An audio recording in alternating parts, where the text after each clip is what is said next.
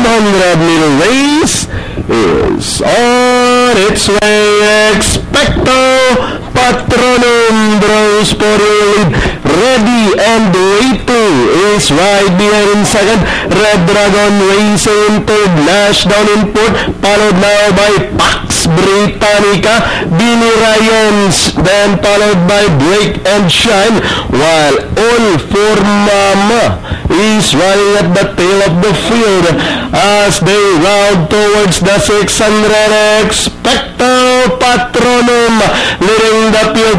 Ready and waiting, still running in second as they race towards the 450 with Expecto Patronum still leading the field. Ready and waiting, moving up by Pax Britannica still racing in third, and down the stretch they come.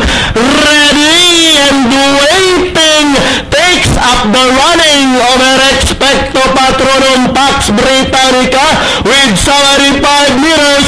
Ready and waiting. Expecto Patronum, Pax Britannica. Then comes number 6, Billy Ryan.